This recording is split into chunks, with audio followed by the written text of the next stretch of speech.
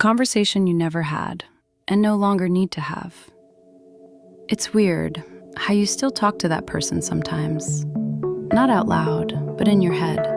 When you're in the shower, when you can't fall asleep, when something happens and your first instinct is to tell them, and then you remember you can't.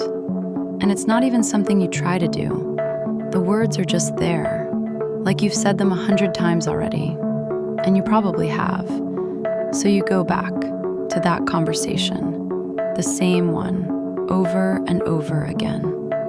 You know how it ended, what was said, what broke, but still, there's a part of you that feels like something was left unfinished, like there's more to say. So you change things. You say what you didn't say.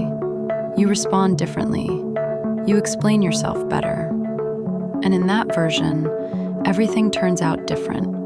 And that person stays. And maybe that's the hardest part. Not what happened, but how real it still feels in your head.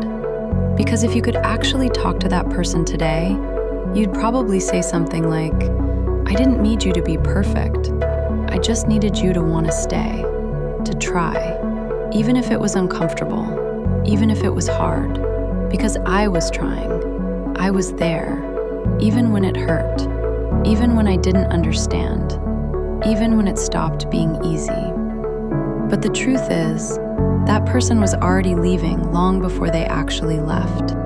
And that's what's so hard to accept.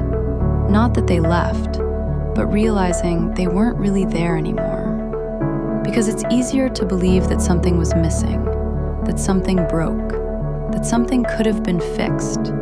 Because that idea lets you go back and try again. But it wasn't that. It wasn't a lack of time. It wasn't a lack of love. It was a lack of intention. And yeah, that hurts. Because you would have stayed. You would have tried.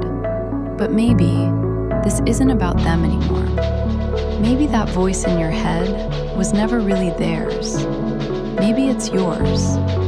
Maybe all those conversations you keep replaying aren't meant for the person who left. They're meant for the person who stayed. For you. Because maybe what you've been trying to do this whole time is finally understand yourself. To say the things you didn't know how to say before. To listen to yourself in a way no one else did. So maybe you're not stuck talking to someone who's gone. Maybe you're just learning how to finally have that conversation with yourself. And maybe you don't need them to understand it anymore. Because if that conversation ever happens one day, it won't be with someone who was leaving while you were staying.